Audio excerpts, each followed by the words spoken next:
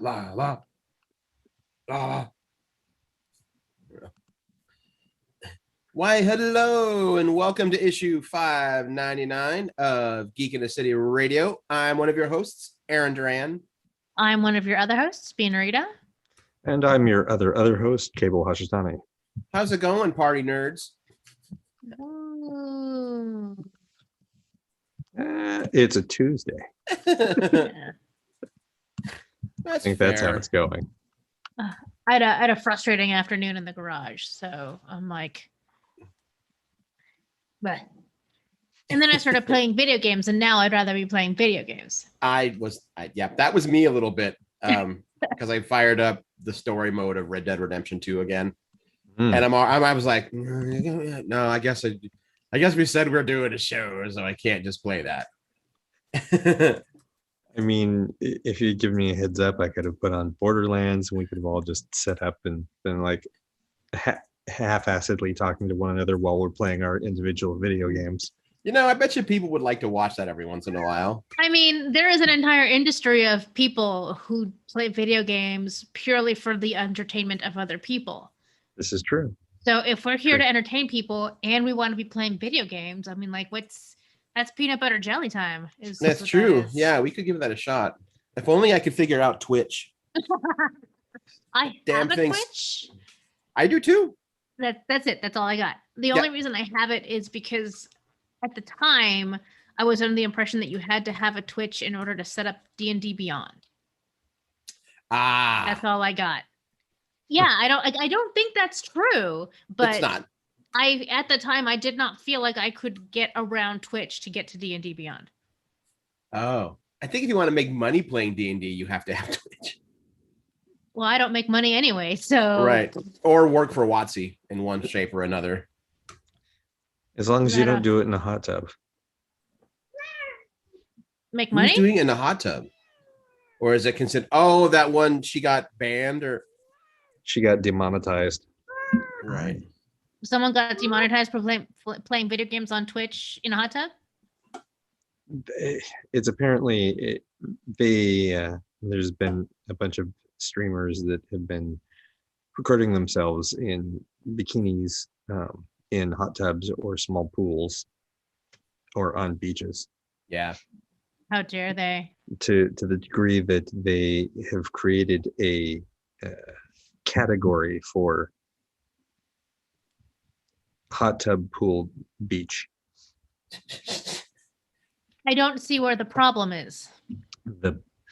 The problem is while it is not adult content, that can make some advertisers go, oh, I don't think I want to be associated with this. And then they pull out.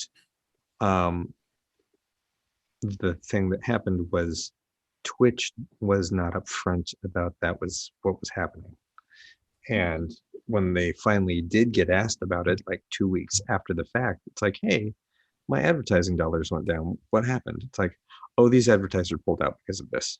Right. And when were you going to tell me? Oh, yeah, that was our fault. That's not an answer to the question. I mean, if you can make money doing that, I mean, go for it, I guess. Zach is pointing out that we had a thing going for a while where we played a game for one episode each month. Yes, we did. And by a while, we mean 2 months. And then the pandemic happened. That's right. Yeah, we've actually been talking about that a lot lately because it was quite the bummer. We were really excited about that particular segment. And then the universe slapped us in the face. We had things lined up. We had fun things lined up. But we are making plans again. Yes, we are trying to bring something back of that ilk. Right. So, that's it. That's all we can tell you right now. Right. Yes. And I'm trying to sound a way to say it without it sounding so mercenary, but I don't care. We're also trying to find a way to monetize it more because we just need the help kind of thing. Yeah. I mean, like any creative venture in this past year, I mean, we're pretty lucky. We've been able to stay on the air this whole time. A lot of other podcasts that I know of just like shut it down Yeah. for one reason or another. Up to and including pandemic storylines that just didn't feel like the right time anymore. Yeah. No, that makes sense too. Yeah, my brain is all over the place today because I don't know, all over the place. So what are we doing today? We're going to talk about a couple episodes of The Bad Batch, right? Yes, we've got And then- 2 episodes of The Bad Batch to cover, and there's a couple different trailers that dropped in the last 24, 48 hours that we wanted to touch on as well. Yeah, no. So some good nerd stuff in there, not just us lamenting of like, what do we do now?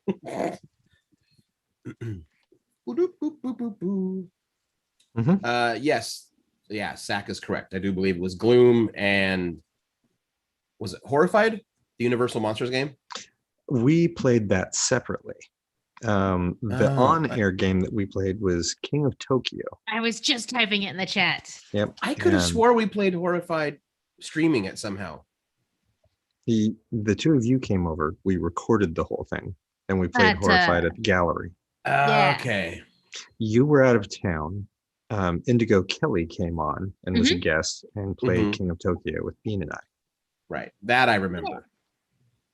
I mean, I remember you guys playing it, not me there. Right. You remember not being there. Yeah.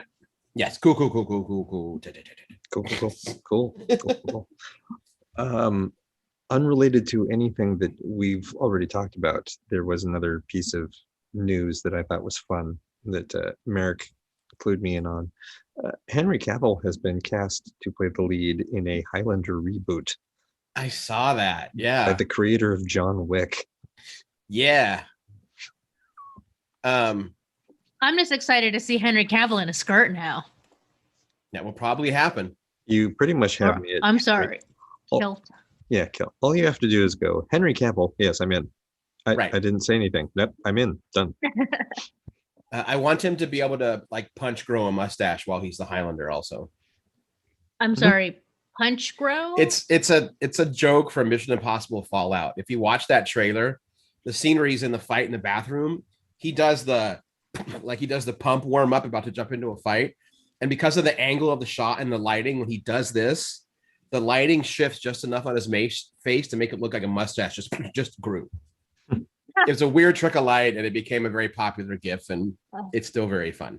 I missed that. Okay. Cavill was able to punch his mustache into existence. The only other property that I want to see Henry Cavill be able to have a starring role in is when they get around to making any sort of movie or television series of set in the Warhammer 40K universe, since that is his other great love. Right. Oh, right. Warhammer. I could see him doing that. Yeah. Full on Space Marine armor. Just that's an expensive movie, man.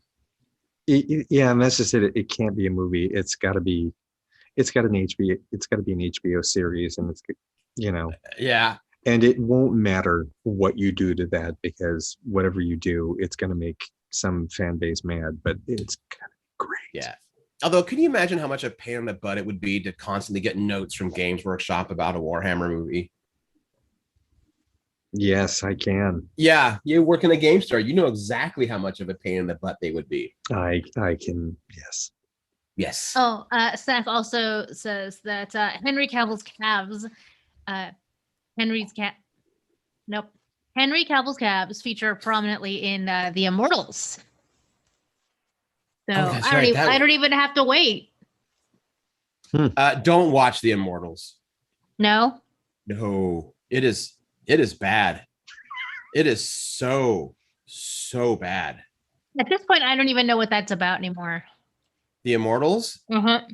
It's like a weird, like you said, like Zach said, it's a weird kind of mashup of Clash of the Titans and like every weird Greek myth. Like Henry Cavill played Theseus. Is everyone white in it? Oh, hell yeah. Okay. Except for, well, yeah, basically. Luke Evans is Zeus. Like the casting was so weird. It was so weird. I I don't even Yeah. remember this movie Well, coming but out. but Oh, he's man. saying, no, but Zach is saying that Immortals is like if Clash of the Titans weren't a massive disappointment. So, Immortals So- is a so, like, massive disappointing sack. I'm not quite sure what kind of curve you're grading on there, buddy. well, how do you compare it to Clash of the Titans? Is it worse? Depending on how you watch Comparable. Clash of Titans, if you put on the most amazing metal mix ever and treat it as a music video, Okay. And see, here's the thing. Like, everyone's always talking about, like, if you put this together with this, it's amazing. I'm like, yeah, but that's not how it was designed. No, Clash of the tell me Titans is about the awful. one thing. Okay. Clash there of we Titans go. is awful. The Immortals That's what is I awful. wanted to know. Wrath of the Titans is awful. I don't think they've ever made a good Greek myth movie. Like, objectively. I love the original Harryhausen Clash of the Titans. It is objectively not a good film, but I love it because it's, it's Harryhausen. I'm going to love it. And the Medusa in that is actually pretty damn terrifying. The stop motion work on here is really cool. I do remember seeing Clash of the Titans, and it's a fun movie, but not a good movie. Yeah. I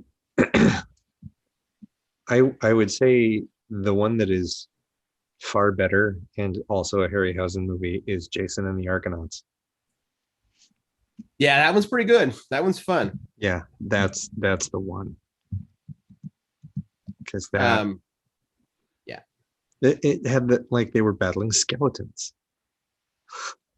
Yeah, it was awesome skeletons. Yeah. But yeah, being like, maybe, don't watch the Immortals. Just type in Henry Cavill Immortals on YouTube and you'll see all his shirtless scenes. He does run around a lot with a sword and or a spear. Or I could just watch The Witcher again. That's true. Yeah. You get a lot of Henry Cavill in that one. Mm-hmm. You do. Yeah. I So brought you your juice. When is there Somebody going did a to be video another with- season of that? when they counted all his fucks, like through the entire, like someone counted every single one of them. Mm. Pretty great. What was the final count? I don't remember. It was high. It was very, very high. I know that was the immediate go-to phrase for me for like the 2 weeks after watching that. It was. I remember. All right, I have to turn off Google image search for the Immortals because it's just so bad. Okay, over here. It's just relentlessly awful. Not you. Get out of here. Oh my God. Go away. I don't know. Yeah, there we go. I'm done. That's it. Yeah. All right. Well, these are all the shows and movies that we're not talking about Yeah, tonight. that's true. Yeah.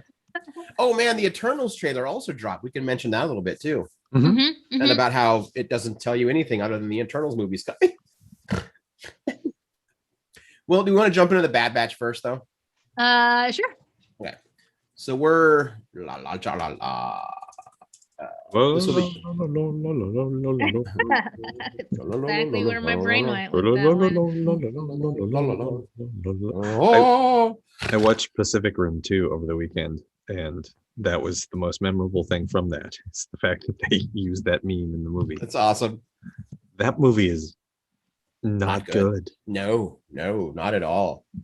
I think 15 minutes in, I looked at Mark and went, oh, I see what you mean. This is just a generic action movie with giant robots. And then they went, hey, let's actually use it for the Pacific Rim franchise. Right. It's like, why? This is Basically. awful. Yeah, it was not good. No. You know what is good though is the Bad Batch. And we're going to be Yes. talking about episodes 3 and 4. All right. Yeah. So I'm trying to remember the titles of them all. Episode 3 is called Replacements because it largely focuses on what Tarkin and Tarkin adjacent folks want to do instead of having manufacturing clones, which takes a while. It's pretty expensive. Meanwhile, other people argue that like nothing's ever going to be as loyal or as what's the word? As Like they're designed. The clones are designed and raised, from the moment they come out of their capsules to be right soldiers. Mhm. And like no amount of like volunteerism is going to replace genetic modifications and lifelong training. Yeah, it is interesting to see this story because we know eventually stormtroopers are all conscripts, Mhm. that allegedly are loyal to the Empire, but you can't use the term conscripts and loyal in the same sentence. They do not go well together. They You can don't. use our own American military system as a parallel. Everyone always talks about, I had a whole Twitter conversation about this recently. They love to talk about how we have the world's only all volunteer army. But just because everyone volunteered does not mean that everyone is operating on the same level of patriotism, devotion to a cause, or you have any feelings about it at all. For a lot of people, it's the only option. Right. And I think you get a little bit of that when you first meet Finn as a stormtrooper. He's like, I didn't really have anything else going on. This was my option. You can either live on like some backwater planet with like little resources and like really bad inflation and not a lot of opportunities in life, or you can join the Empire, which you may or may not know the extent of their, evil doing. Right. And it gets you out to see the world and make some money. I think Finn was actually kidnapped as a baby. Dang it. Yeah, sorry. Because that was a whole plot thread. Oh.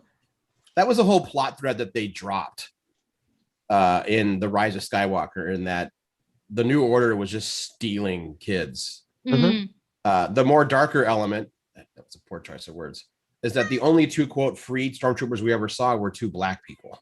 Mm. So, that was layered on. They didn't explore that. Oh.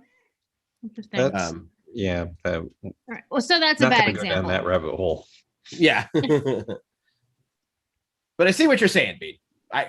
Your Twitter, I remember that. It made sense. Like, yeah, we claim to be an all volunteer, the largest and the only all volunteer military in the world. I'm like, yeah, you know what? You grow up. It doesn't get you as far as you think it does. Yeah, you grow up in a little shithole town, and your options are Walmart and meth, or the Army recruiter's like, hey, do you want to not live in this shithole town? Come join the Army or whatever. Mm-hmm, mm-hmm. There's volunteering, and then there's volunteering. And if you have predatory recruitment practices, you're not volunteering. Yeah. It's like you're getting the same deal as anyone who's signed up for a free vacation. All you have to do is sit in a 4-hour conference about a timeshare. Oh man, I was this close one time. To buying into the timeshare?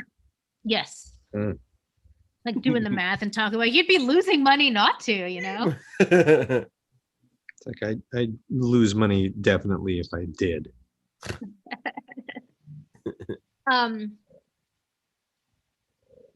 So that's sort of the premise of the Replacements, is like the main focus of that episode is. Right. Sort of like the debate between sticking with clones and versus moving on to conscripted soldiers. There's also mentioned that the original DNA sequence from Jango Fett is deteriorating. I mean, it's already been like 18 years. No, not at this point. It's been like 4. Well, no, since he was first. Yep. They first began cloning him? The Clone Wars lasted about 4 years. Okay. About 3.5 years. Yeah.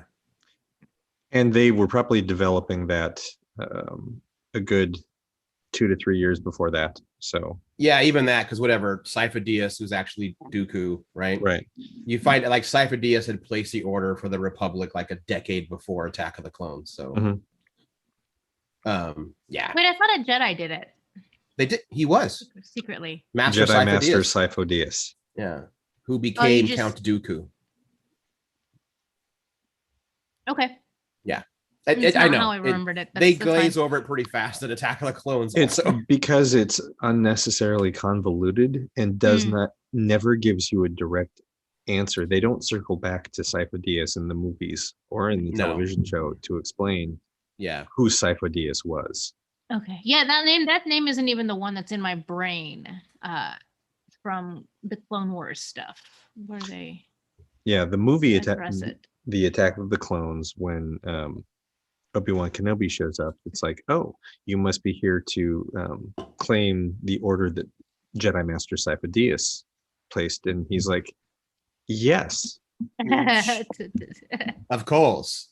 Right. Would I you remember like that. to- I guess it's just the names that I've got all twisted Yeah. up on. It's not, yeah. And it's because that's the only time, like, Sifo-Dyas is mentioned there and is not mentioned again, and it's not explained who the hell it was.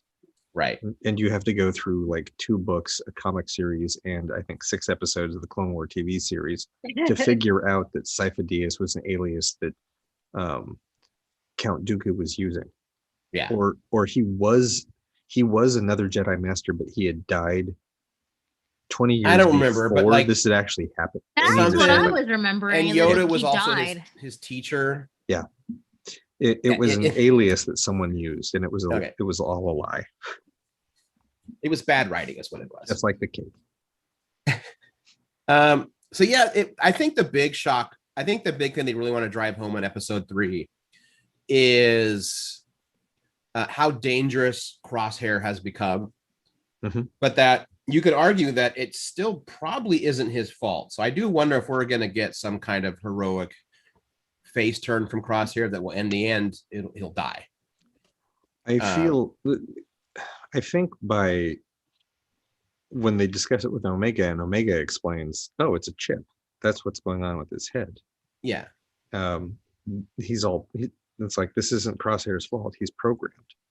It's like, When you'd all she- be the same way. Yeah, she has that great line when she's looking at, I don't even, maybe it's even in episode 2, when Omega looks at Crosshair and says, like, I know what you're going to do, and it's not your fault. Mhm. Like, Omega knows, like, you're gonna end up fighting your friends, and it's not your fault. You can't help it. But I do like how it shows that the transition from like Republic troopers into Empire stormtroopers is not easy, because you've got those 4 stormtroopers who are incredibly loyal to the now Empire. They want to bring order and peace to the galaxy. And when Crosshair's like, finish the mission, kill civilians, they're like, whoa, wait a minute. This is not what we signed This up is not what for. we're supposed to do. We're supposed to protect the citizens of the Empire. And he's like, no, your order was to clear out this camp, period. Mhm. So the moment that one's like, I'm not doing this, Crotch whacks him. And it's okay, now you guys have your choice. Like, I will finish the mission alone, or you finish the mission. And we know how that turns out. Yep. And I really appreciated that they showed that on screen, because it's, I think, part of the problem with the descent into fascism is that whenever it's depicted in media, it's either grossly overstated, so it feels like caricature, or they turn away from it. Because no, it's going to be too horrible, but people will get the implication. It's like, no, clearly we don't. We have, the past 4 years have shown us that Yes. if we don't actively show you what fascism looks like and say, Right.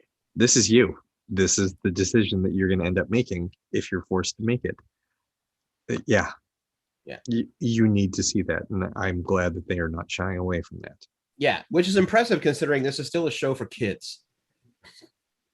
Kids need to know what fascism is and how to combat it. Yes, but I'm saying, and how they approach the storytelling is impressive. I think it's along the same lines of how Neil Gaiman has always thought about telling stories to children, which is stop making Still it trying to safe. protect them. Mhm. Yeah, it's like, Yeah. Kids know. Kids fucking know. And the more you try to act like everything's fine, the more they want to like really know what's the details. Yeah. They want to. Why they are wanna you be in lying on to it. me? Yeah. Mhm. it's that I'm going to jump again completely. It's that first season of Matt Smith as Doctor Who, where tiny Amy Pond looks at him and he's like, everything's going to be fine. She's like, are you just telling me that? He's like, yeah, you know when adults are, you know, they want you to be calm and let you know that everything's okay, but everything is not okay. Everything's gonna be fine. She's like, gotcha. Right. Yeah. And that's kind of, I know there's the B plot, which interesting. I guess the B plot in episode 3 is the thing with Crosshair, but I actually find it to be the more interesting streak in that episode. Oh, I took that to be the A plot too. Yeah. So. That's how I thought at it, but I don't think it's meant to be. Because honestly, I don't remember a whole lot that happens with, Troop 99 or whatever. They do an emergency landing on a planet with inhospitable Oh, that's right. breathing conditions, and they chase down a phosphorescent cousin to the, what are those things? Those things that from Empire Strikes Back. Minox. It's a Minoc lizard. Yeah, that's the B plot. Is they have to retrieve or like recover that piece from that critter. That's right.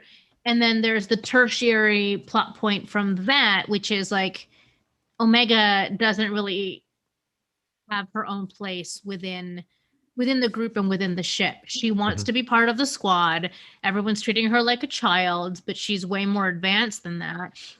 And then so that other element of like making room for her, actually making a room for her, a place of her own, so that she can be comfortable the way everyone else is. Right. And treated like a capable member of the group. Mm-hmm. I think the other thing that was important about that storyline is that Omega achieved the goal of the mission without loss of life.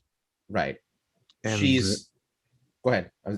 I was just gonna say, it's like that's not what Hunter would have done.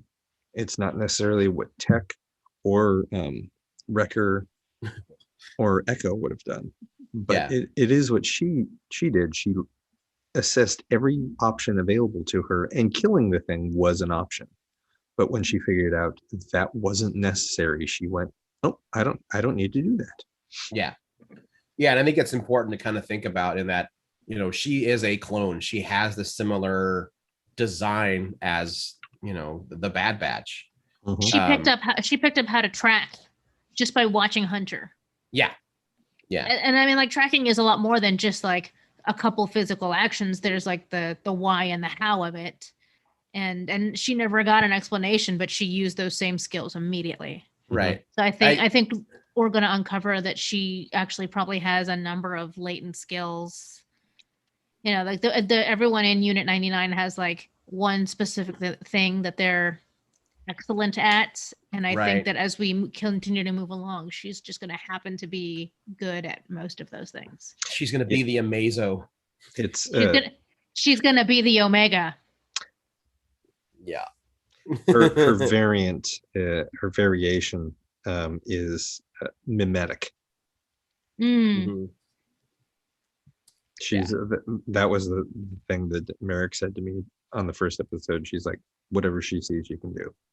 Yeah. She watches Crosshair sharpshoot. She picks up a blaster that she's never held before and shoots the gun out of his hand. That's right. She did watch him do it before she did it. Oh, and she didn't have a sight. She just like eyeballed that. It's like, nope. That's the thing where everyone's like, oh, she's a force sensitive clone. This is a precursor to the clones of Palpatine. I kind of think this is the test run. Yep. Yeah. Well, because if there's one thing Dave Filoni is good at, it's fixing mistakes done by trilogies. Yep. Tying up stupid ends. Oh, he's been stitching together the Star Wars universe since the Clone Wars. Yeah. Yeah. I swear that dude knows the story better than George does. Mm-hmm. You're wrong on that shit. Yeah. Yeah, I still love watching his breakdown of what the prequels are really about. That it's Anakin needing a father and never having a father. Oof. Oh yeah, it's like a 3-minute thing he says, and it's so good. But we should jump on to episode 4 of the Bad Batch. Mm-hmm. Okay. And- Yes. So let me. Where Which- unfortunately, Cable's estimate about who Fennec Shan was going to be Was wrong. was wrong. I was so Aw. glad about that. It was awesome. Yeah. I said, No, I'm Fennec like, oh, Shan look has at that. just I'm always wrong. been Fennec Shan. You know? So episode 4 is called Cornered. Mhm. They stop at I'm sure they give a name, but I don't remember it now. They stop somewhere to do some repairs on the ship, and they're also trying to get some tracking stuff figured out. Mhm. If I remember correctly. And so Hunter and Omega get off the ship and they're in the local market trying to pick up supplies when Omega gets a little bit distracted and a little bit far away from the group. And then she gets fully separated and runs into. Whoa, what was that? Irma heard something in the hall. Mm. She's our early Uh, warning system. So Omega bumps into Fennec Shand, who offers to help her find her friends. Mhm. That's not at all what she's trying to do. So I think the big question is who hired Fennec Shand?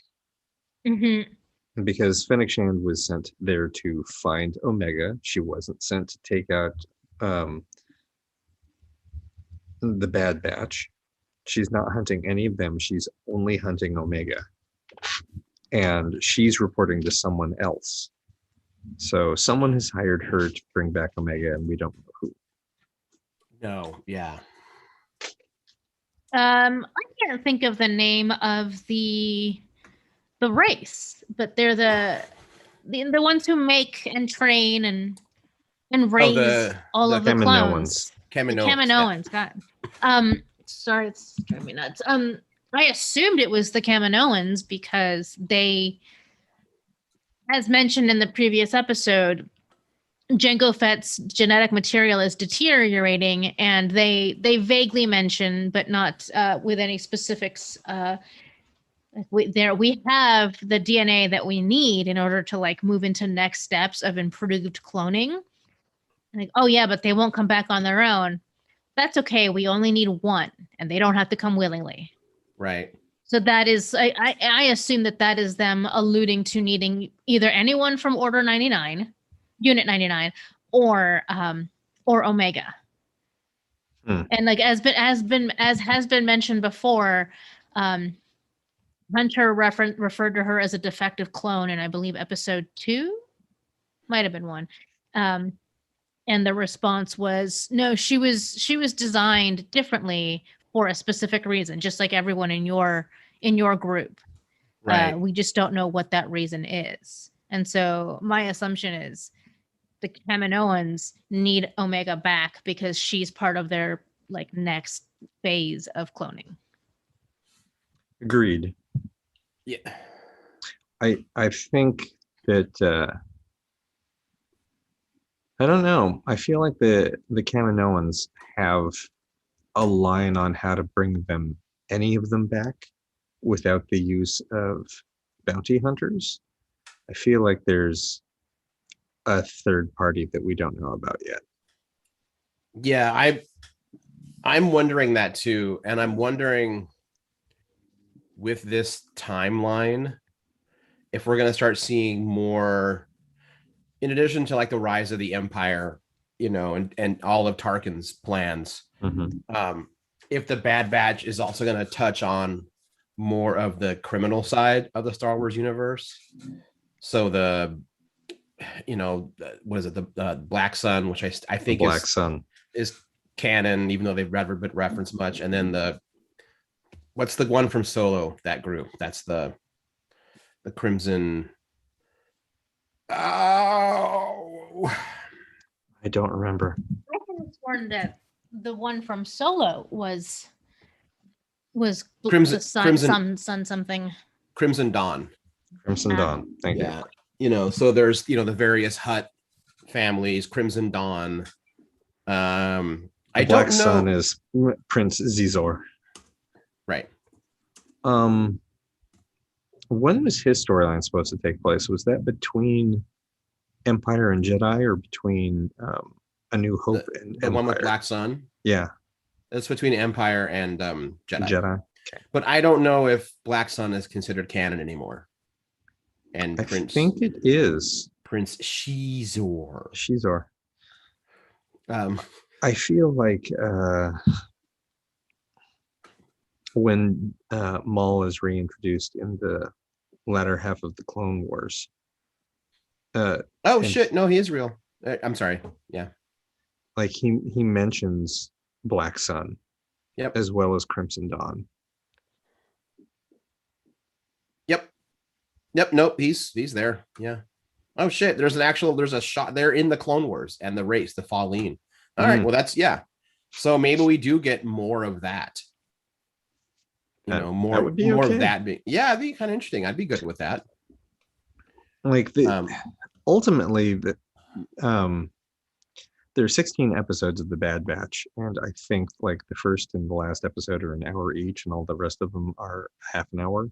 Yeah. Which still means it's an 8-hour series total. Sure. So, but by breaking it up into smaller parts, they can tell more over here and over here and over here stories. Yeah. Than you could with, say, Falcon and Winter Soldier, where Right. you only had a finite amount of time to do that all in. Hi, cat. That's right, Bungie. Yeah, no, I agree. I do hope. Don't get me wrong, I have been enjoying the Bad Batch a lot. I do hope like the story moves forward. This has felt like a series of like on the road. It's felt a lot like certain like D&D things of like we have to stop at this tavern now. Oh, something happens. And then we have to stop at this outpost just to rest. Oh, something happened, and like the story isn't happening yet. So yeah, I kind of want, for as much as action I'm enjoying it, I kind of want something to happen. I feel like we're going to get about 6 to 8 episodes in, and it'll feel like, oh, they're just doing filler until about that 8th episode where you go, hang on a second. Oh, right. Oh, yeah. Now I see how they all link up. Yeah, I they're think it's gonna dropping be a lot of hints and stuff. I think you're right, Aaron. I think it's moving very slowly and not, but it's because they're waiting to show you the piece of connective tissue between all of it. And then retroactively you look back and go, oh. Yeah. And I do enjoy anytime. I mean, he's such a great villain, but I do kind of love it watching whenever Tarkin's on screen. Just playing every single angle, and every angle leads back to him. I honestly love the implication that the Emperor is more concerned about Tarkin's ambition than Vader's power. The Emperor knows Vader's soft targets. He knows where to poke him to get him to do shit. Tarkin is dangerous. Yeah, the Emperor wants his disciples like trying to curry his favor and like working to impress him all the time, but he's always ready to like knock anyone down a few pegs if they get a little too ambitious. But Tarkin is a lot more, he's not trying to please anybody. He's not trying to impress or curry favor with the Emperor. And so that's more dangerous. He has his own motives and his own I guess like inside group of people he may or may not discuss things with, and the Emperor is not one of them. Yeah, and the thing that's dangerous is the Emperor craves power and control. Like that's the Emperor's jam. Tarkin is a true believer in absolute order of the galaxy, his order. He has no illusions that he will not be able to bring it with him. He knows he's going to die one day.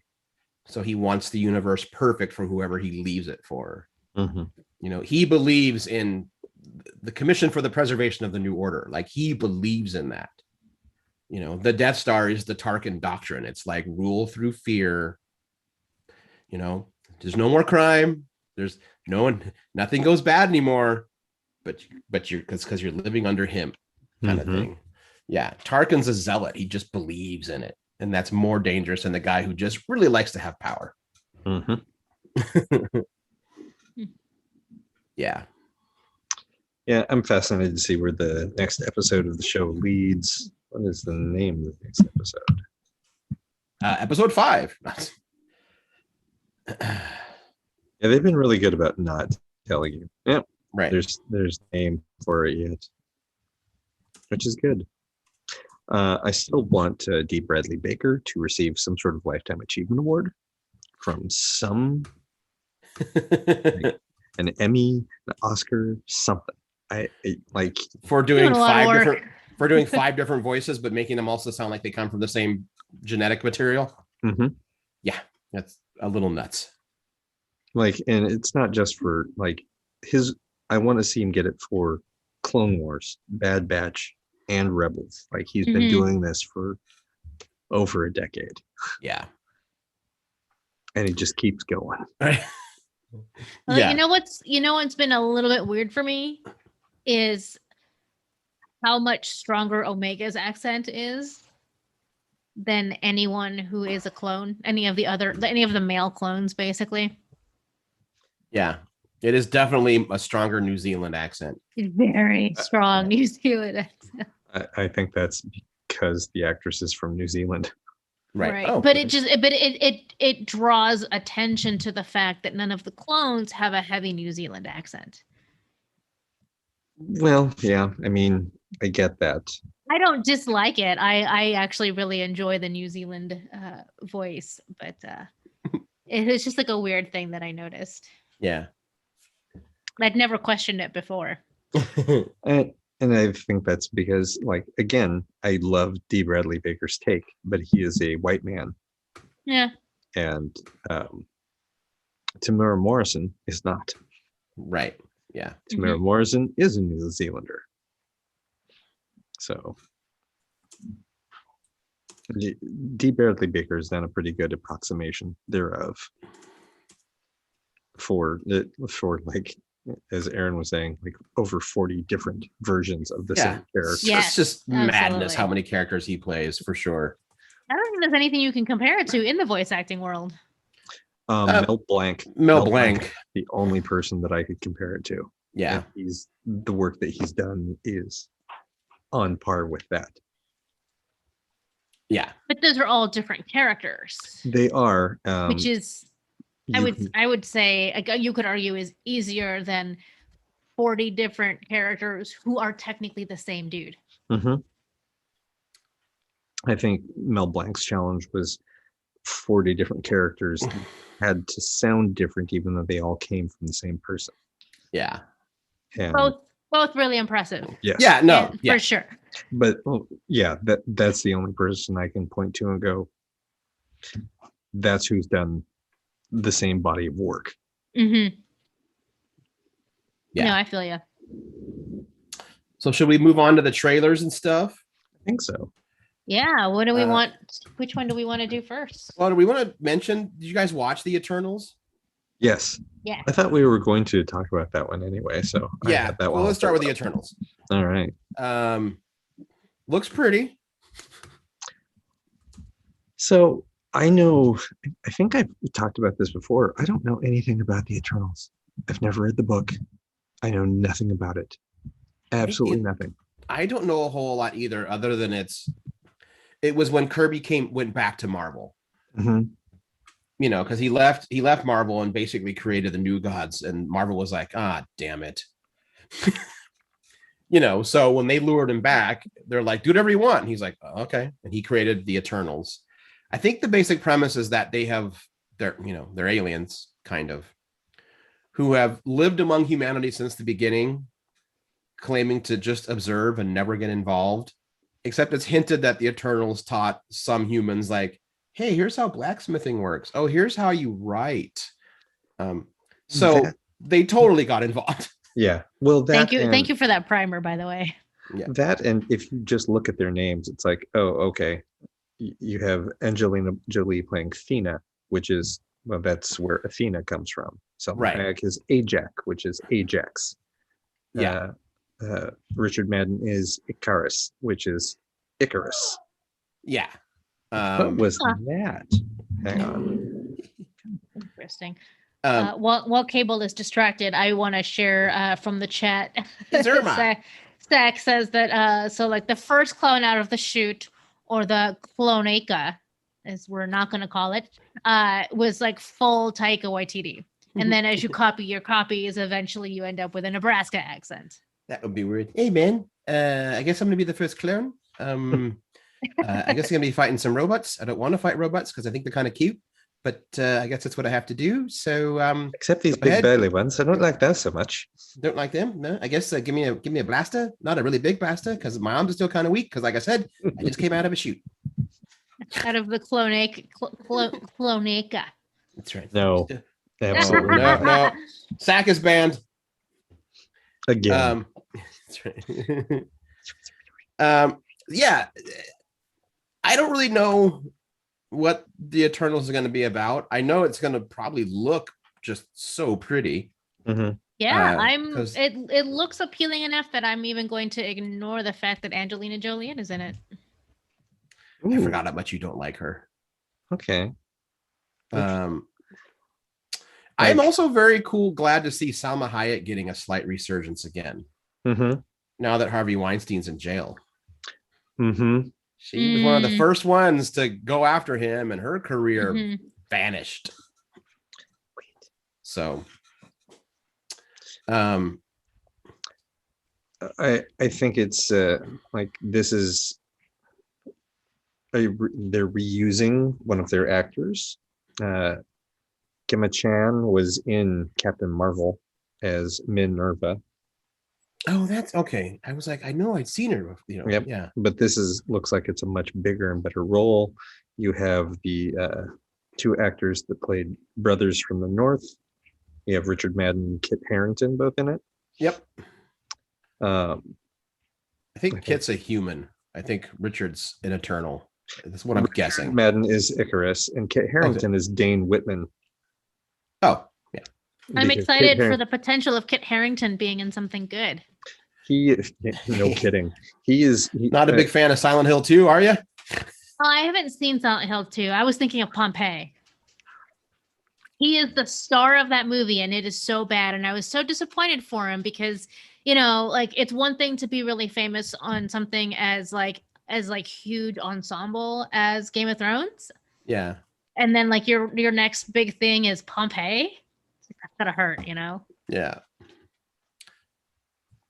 But yeah, he goes he goes on to become the Black Knight. Oh shit! Right. Yep. That's one of the few things I know. It's like, wait, that's the Black Knight. Yeah. Hey, Doug, I think the thing that's really going to help the profile of this movie, since most people don't know who the hell the Eternals are, is the director of the movie is Chloe Zhang. Yeah. Who just won an Academy Award for Nomadland.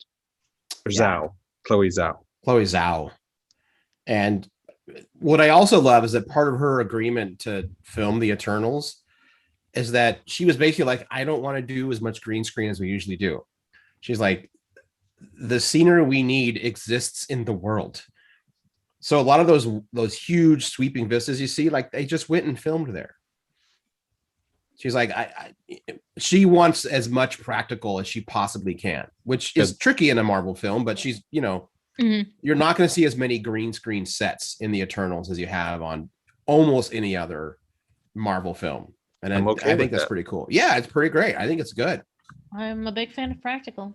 Yeah, so it'll be a lot of fun. I think it's going to be really good. It's going to be gorgeous for sure. Oh, yeah. Yeah, and I've heard a couple like no one knows who the Eternals are. This is going to bomb. And I was like, how about you all think back to about 6 years ago when you were all like, who the fuck are the Guardians of the Galaxy?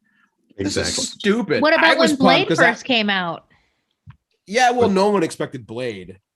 I was pumped for it, but my love of Marvel is not mutants or Avengers. I like their cosmic shit and their horror shit. Like that's my Marvel jam. So I'm like, yeah. Mm-hmm.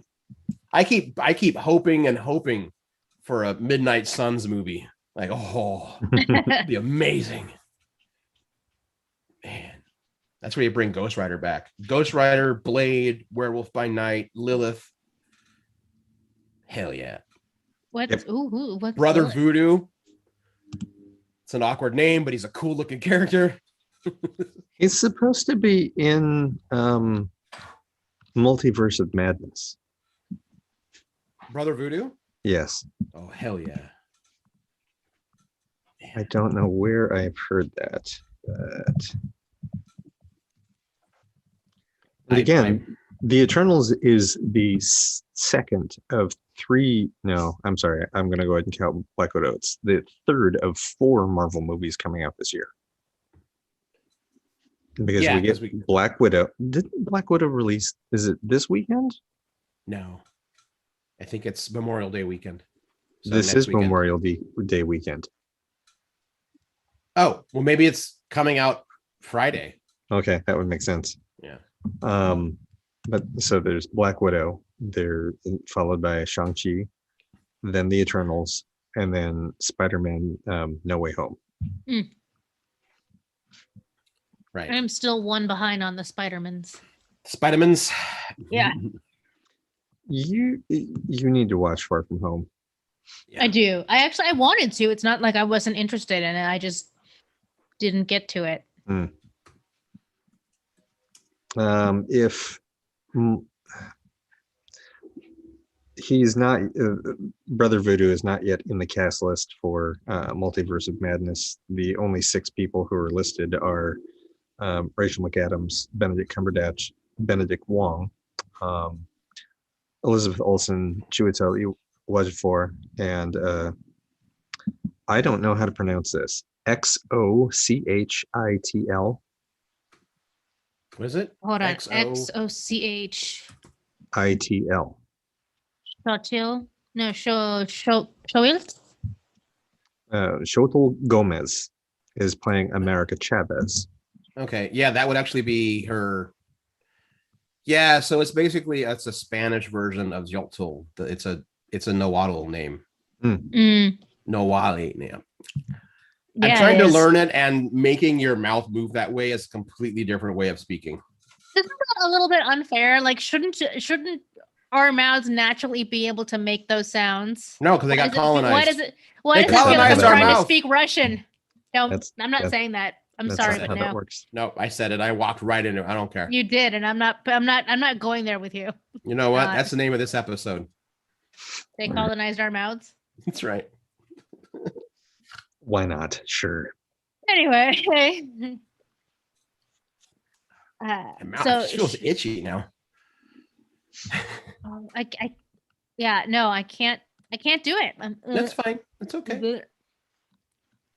Now I just feel like I'm being disrespectful to the name. So it's hard to pronounce, and don't feel bad. Yeah, if you make an attempt, it's fine, but it's hard to pronounce. I just think it's going to be great that they're going to put the character of America Chavez in a movie.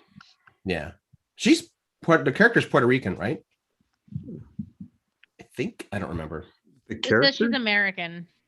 That's all. That's all I got. Yeah. The character is. I don't know what nationality she's supposed to be, because she's not from the same Earth. She's not. That's right. Yeah. Yeah. She's not from 616. She's from a different universe. That's why part of her superpower is she can literally punch through dimensional barriers. Right. And enter through dimensions and through universes. Damn, I really don't know anything about America Chavez. Oh, she's badass. She's pretty cool. Yeah.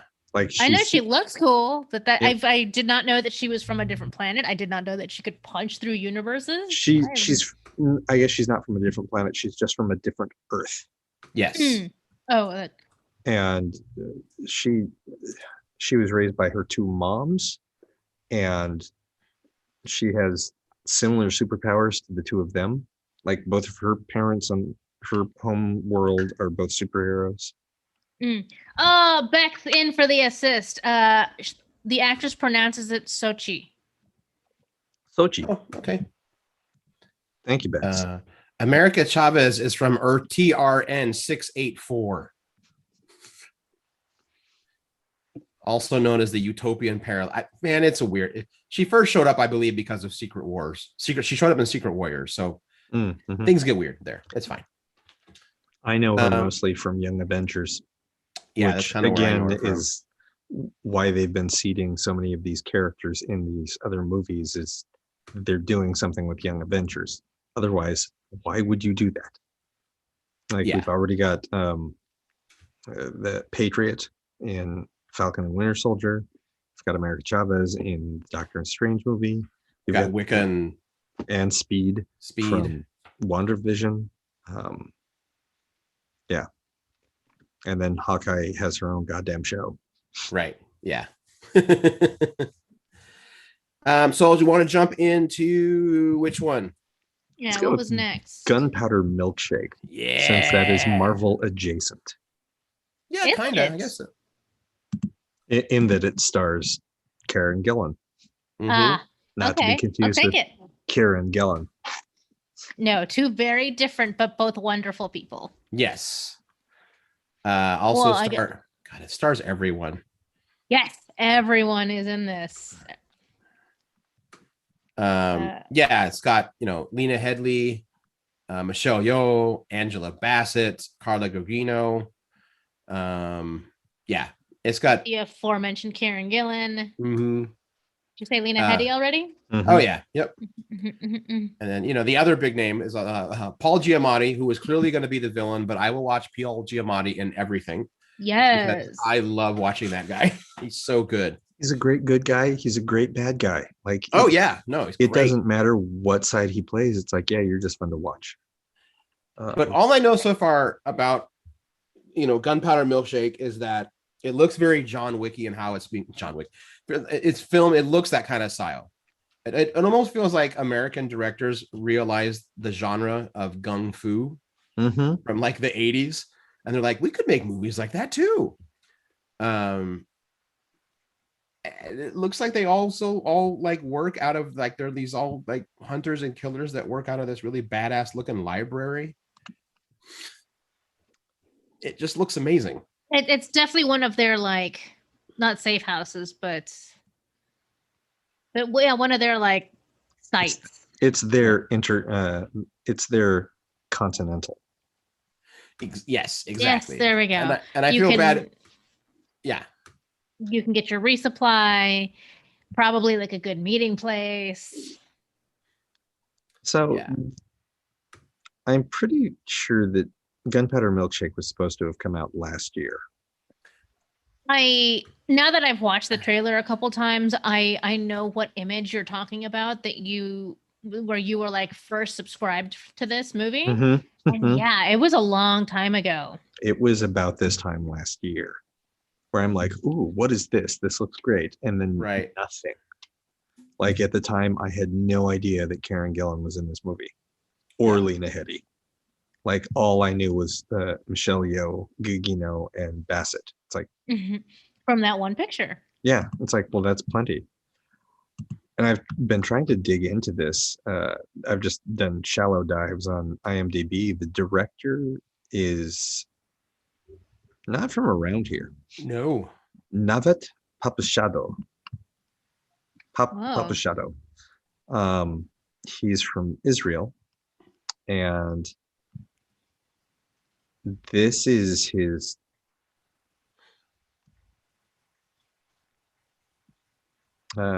fourth movie. Wow. So also, I didn't realize it's a Netflix movie. Oh, really? Yeah. So it comes out July 12th on Netflix, but it's also going to be one of those like also a couple weeks in the theater thing. Well, that's fascinating. Well, good. The only thing I recognize for this director, Papashado, is ABCs of Death 2. Not that I've seen it. It's just the only title I recognize. Right. I was looking at his first two movies, Rabies and Big Bad Wolves, which he wrote and directed. Rabies sounds like it's a weird survival horror movie that would be would be worth our time to check out.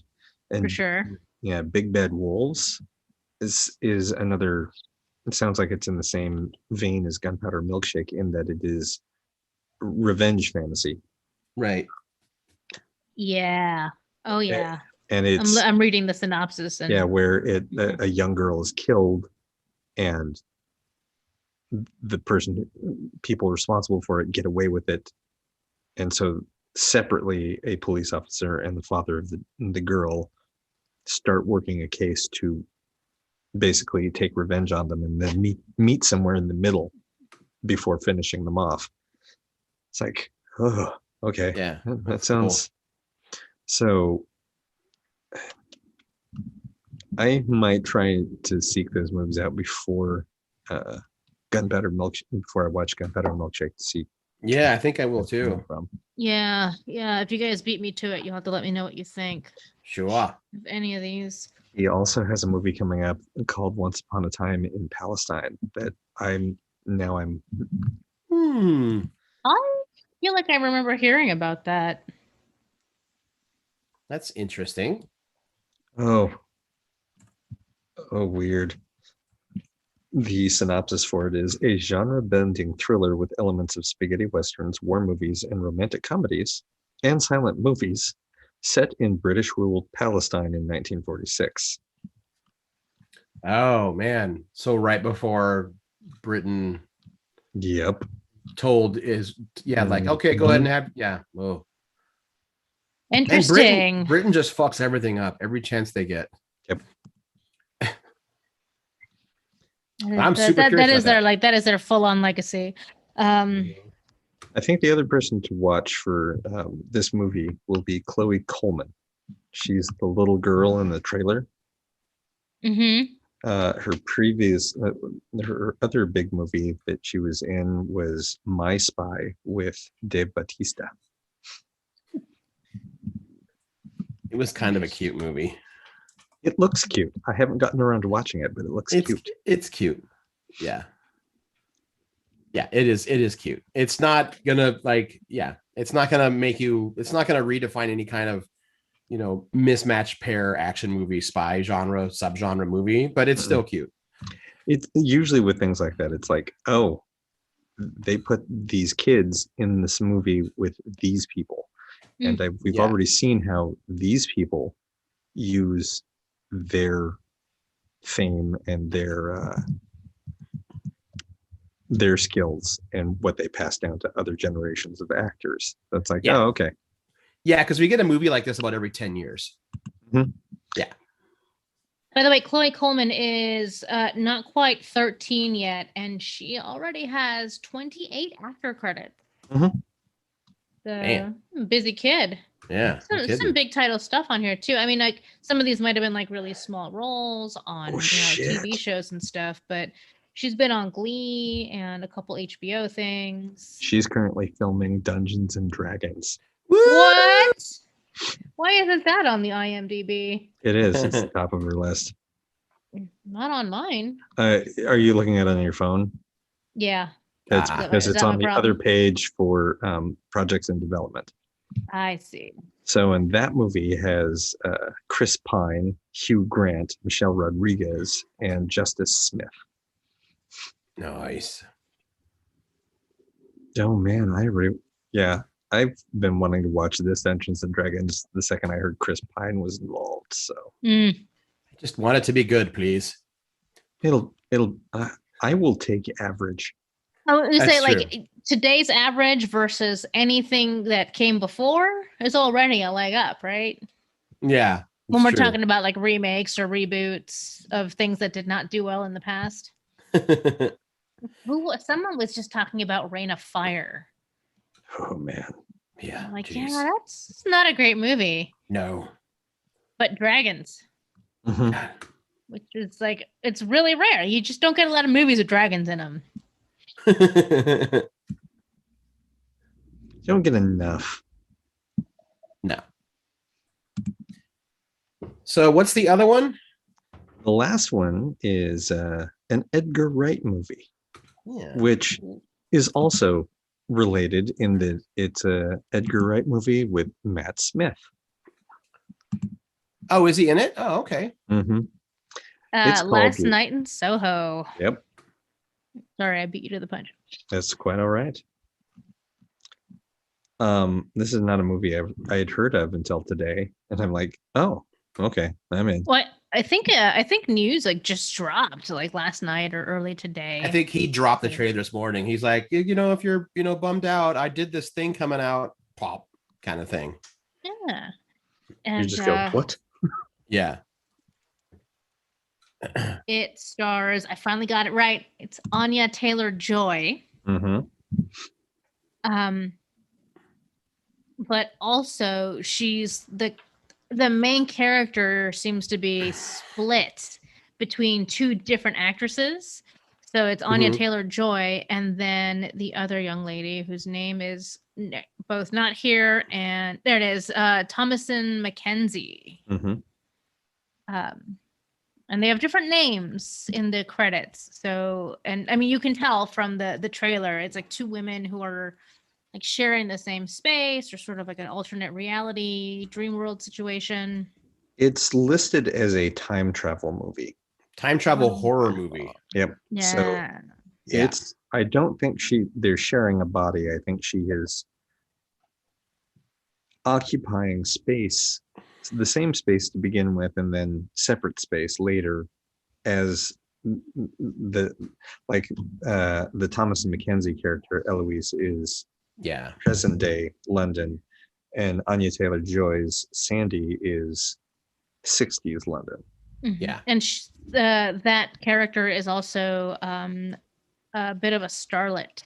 Mm-hmm. It says wannabe singer, but this is Eloise's idol. So she's got some level of fame, which I guarantee will be part of the connection to whatever makes this a horror. Yeah, and I love any kind of genre that allows Edgar Wright to kind of cut loose with his filming style. Yeah. He's never done, you know, the time travel thing before, so I'll be really curious to see how he visually handles it. The trailers already look really fascinating how he does it, so I can't wait for the whole film. And I'm fascinated by the fact that in the trailer it says from the director of Baby Driver. So they are specifically not going out of their way to attract Edgar Wright fans. Right. Because they know that Edgar Wright fans will just show up to watch this movie because it's Edgar Wright. Well, they also know that they're instead focusing on the one movie that had more mass appeal. Yes.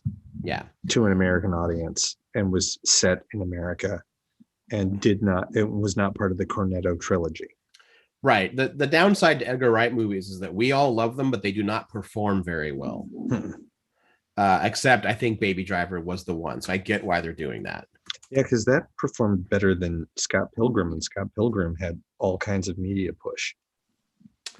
Yeah. Yeah. What else has he done? By the way, like I think it's technically like Edgar Wright?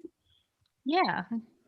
Yeah. Like I know the name, but I can never think of things he's done. So, and I've watched Scott Pilgrim like a million times. The Cornetto trilogy is Shaun of the Dead, Hot Fuzz, and World's End. Okay. World's End. Okay. That's what I thought, but because this trailer, because they're pushing the whole Baby Driver thing, I thought I was getting my wires crossed. I was like, well, then who am I thinking of? Paul Feig? No. That's because The Last Night in Soho is his 6th movie. Yeah, he's been directing since Shaun of the Dead was 2004. Yeah, but he's been directing things since 1993. Yeah. Shaun of the Dead was his first movie. This is his 6th movie. Everything else has been very small. Yeah, he's been very much that person that just films little short stuff. Mm-hmm. He was the person that was going to direct Ant-Man, and he left Ant-Man. I think he did one of the fake trailers for Grindhouse. I don't remember, but I think he did. He did. I think he produced the name of it. That's right. Don't. That's right. I think he produced Attack the Block. He did. He's an executive producer. Yeah. Oh, there it He's is. still an executive producer on Ant-Man. Oh. Yeah, I think that was a WGA DGA thing. They had to leave him on as something. Yeah. Oh yeah, so he's done a bunch of TV, mostly miniseries, which I didn't realize, but I guess that makes sense because he did Spaced, which is a Spaced was British his TV comedy show. Spaced was his what? Spaced was his TV show. Okay. Yeah. That was Spaced was the beginning of Edgar Wright and Nick Frost and Simon Pegg working together and making bullshit up. Right. He also produced Son of Rambo, which is a very charming film that not enough people watched. Remember that movie. It's about two English kids in the 80s trying to recreate their favorite Rambo movies, and it's two kids are out to make their own version of First Blood, and they're like 8 and 9. It's charming. It has some like moments that are very heartbreaking, but as a rule, it's like charming. It's that slice of life kind of thing. Yeah. So I'm excited for it. I think it's one of those movies that I think I'm going to avoid a lot of other trailers. I kind of want to be surprised by this one. Oh yeah. Like no expectations going into it at all types thing is how I'm feeling on this one. Yeah, I'm like, this is another one of those. This is a fun cast. Like I like the stunt casting of putting Matt Smith in anything that has to do with time travel. Right. That's that's meta funny. Right. It also has Terrence Stamp and Diana Rigg. Diana Rigg's last performance, I believe. Oh man. It has the Phelps twins, who they played the Weasley twins in the Harry Potter movies, James and Oliver Phelps. And it also has Jessie May Lee, who is the lead on Shadow and Bone on Netflix right now. Oh, cool. Which Very nice. I started watching that. I think I'm 3 or 4 episodes in. It is goofy trash, but it's fun. Yeah, I'll check it out eventually. It's not high on my I must watch it right now list, but I am going to check it out. Yeah, it's very popcorn. That's how I've been feeling about so many of these things that I've been, I should watch this, I should watch this. And I start watching it. It's like, yeah, this is adequate. I want to watch something that makes me go, oh God, that was great. That'll do. I'm sort of like, I'm getting that way with, I'm on a few episodes in on the 3rd season of Westworld. Right. So I'm finally catching up with everyone else on that. I still need to watch that 3rd season.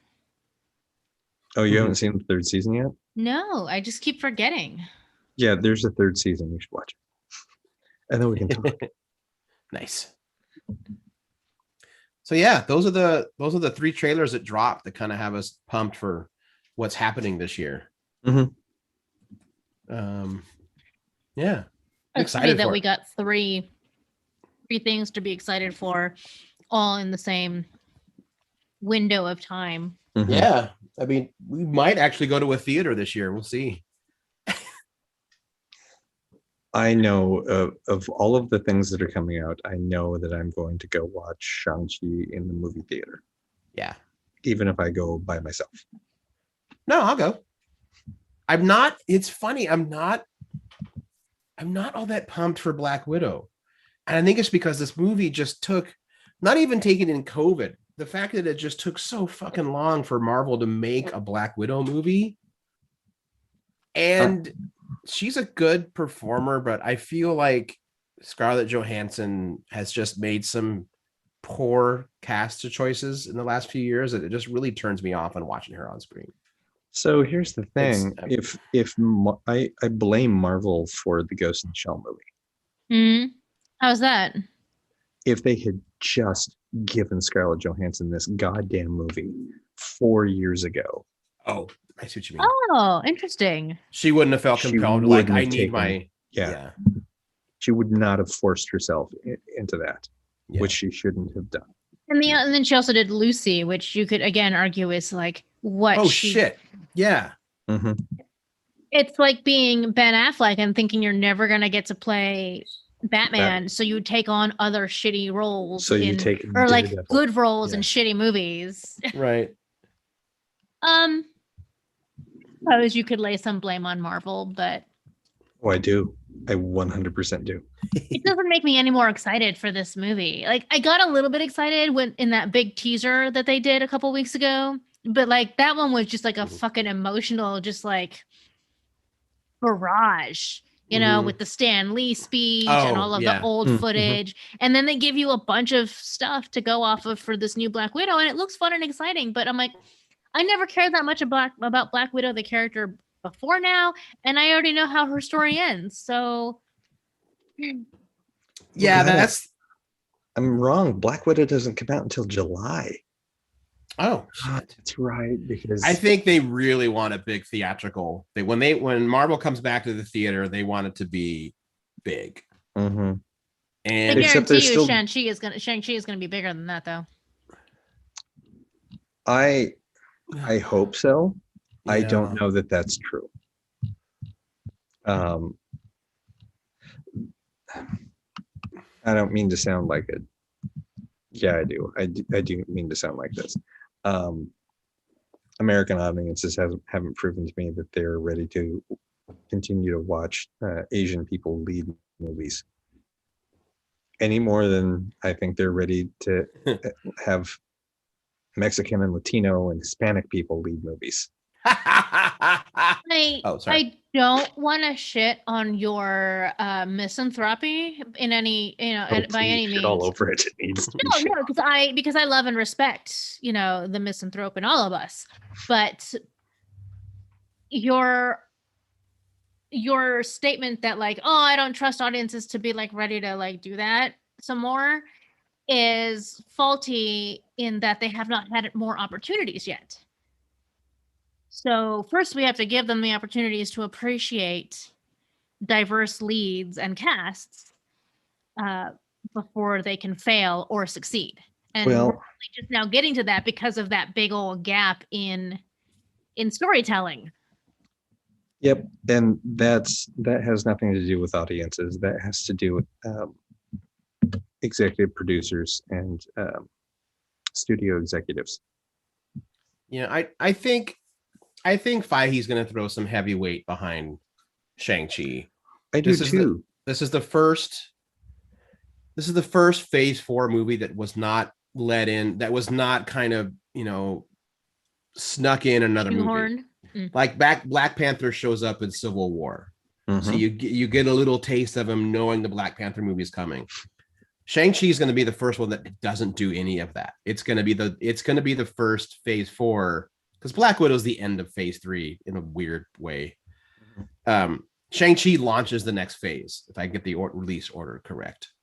And even, Spider-Man No Way Home is in between the two in terms of like, this is the path Marvel's now going. So I can't imagine Feige not just doing the full court push. The only thing that will hurt it, I think, is people still not being totally comfortable coming out and seeing it over and over again because of the lingering pandemic, like they did with Black Panther. Like, people saw Black Panther over and over and over again for good reasons. That's, I think, the only thing that could really hurt Shang-Chi's chances, assuming it's a well-made movie. If it ends up being a pile of shit, then that's on the filmmakers. Yeah. I do agree with you about Feige being behind doing a full court press for Shang-Chi, especially since he is, like, I appreciate the fact that, was it just last week that he came out and said, oh yeah, whitewashing the Ancient One for Doctor Strange, that was 100% a mistake and I screwed up. Yeah. He publicly said that. He's like, no, that was a mistake. It's we thought we were being really smart. We thought we were doing something different by casting this here and casting this here and trying to do this and tell the story this way. And then we got it to theaters and went, oh, fuck. Yeah. We shouldn't have done that. It's like, and this is not a knock on Tilda Swinton at all. She was fantastic. She was great. We fucked up. We should not have cast her that way. It's like, or we should, like, if we had cast an Asian man as Doctor Strange and then had Tilda Swinton be a white character as the Ancient One, that would have been fine. If we had done this, And I think that's because he's been watching Shang-Chi get made and go, fuck. That's how you do that. That's how you use all of these. This is how you tell these stories without resorting to those stereotypes. Yeah. Damn it. Yeah, and I think we talked about this before Doctor Strange even came out, Cable. You and I, you were kind of like I think you told me something at one time about the problem with casting the Master is that either way, you're going to come off kind of offensive. Mm-hmm. If you cast it as an Asian person, you're leading into that stereotype. If you play with race, well, then you're denying, like, because I remember you saying they're like, that character is so problematic that you just kind of pick the best of the worst choices you've got. Mm-hmm. If you're going to have the Master as a character, yeah. Ancient one. I'm sorry, not the Master, ancient one. Yeah. So, they could have gone the Golden Child route, made it a kid. But you still have to choose an ethnicity. No, I know. That's what I mean. There's no. And see, like, I really enjoyed the idea that, like, Tilda Swinton is just is already like immortal and ethereal anyway. So, like, she could be anything she wants, not in the Scarlett Johansson way. Correct. So, it's like replacing fucking what's his face with Tig Notaro. Yep, that works. Tig is excellent. She can do whatever she wants. She can replace anything and anyone. I have yet to watch Army of the Dead, and I think my favorite review that I've read comes from Baron von Gulo. And that was, I am watching Army of the Dead. I don't know if I like it. I don't know if this is a horror movie. I don't know if I can give this the Baron seal of approval. What I do know, I love Tig Notaro. I love Tig Notaro in this and anything that she's ever done and ever will do that I haven't watched yet. Yeah. And it has a zombie tiger. You didn't mention that. Oh, I don't remember. I think my favorite review that I read of Army of the Dead is someone said, Army of the Dead is what happens when you let a libertarian try to tell a socialist story. And I was like, that's the most perfect review of that movie I've ever read. Okay, so now I want to watch it. For reasons, I have watched it twice. And yeah. Did you do a review on it for someone else? Huh? Did you do a review? No, I ended up watching it twice because I had fell asleep halfway through the first time. And then when I came back to it, I was like, I don't remember what happened. I better start over. Normally, I would interject and be like, well, that's a rave review of a movie to fall asleep during it. But the same thing happened to me the first time I tried to watch Constantine, and it took me like 10 years to try to watch it again. So I love that movie. It's good. It's super good. I would not have appreciated it the first time around anyway. So yeah. And I was already a huge fan of the character, and I remember like, it's not a blonde British. I'm like, I don't give a shit about that. Constantine is good. It's not great, but it's good. It's perfectly entertaining. And I'd even see a sequel if they did one. They're making one. Oh, are they? Nice. Yeah. My only beef with Tilda Swinton. Yes, my only beef with Constantine is it spoilers 3, 2, 1. At the end, he doesn't pop a cigarette again. He has gum. I'm like, you should have lit up again. Nah. Because it's Constantine. He's right. He doesn't learn. I mean, he's learned enough for that movie, but then he's like, well, now I know I'm getting back into heaven. So yeah. Anyway, we should start to wrap up the show. Yeah. I mean, go ahead. Sorry. We talked about everything we said we were going to talk about. We did it. Hit all the punch cards. So next week is episode 600. We have planned Bupkis for that. Cool. I don't know. We can maybe reach out to folks. I'm going to try to get some of the creators behind the Motherland RPG on the show. Even that, if that doesn't happen for next week, just sometime in the future would be great. Yeah.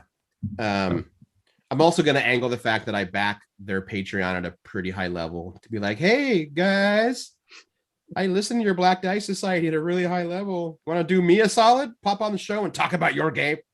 Listeners, go to Kickstarter, look up Into the Motherlands. check it out. If you play RPGs, back it. Yeah, it looks And cool. then send him a message saying you should be on this podcast. Yeah. Well, I'm gonna reach out to him tomorrow morning. That's I mean, that's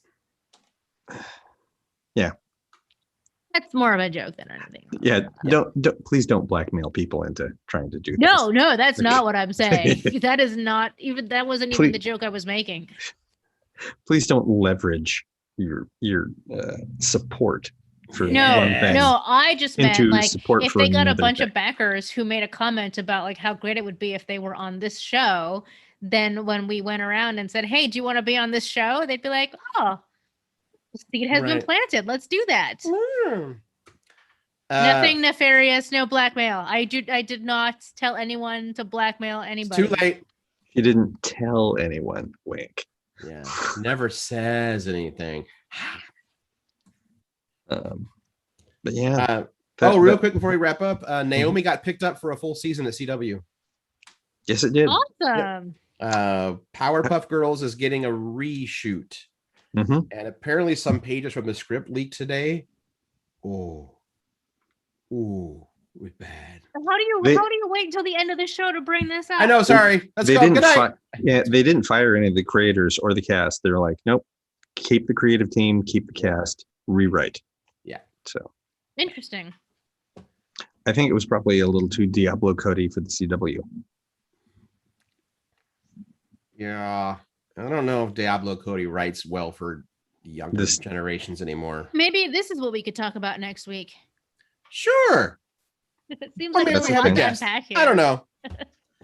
Well, since I ended on we have a whole new topic. I'm Aaron Duran. I'm Beta Rita. And I'm Cable Hashitani. We will talk to everybody next week.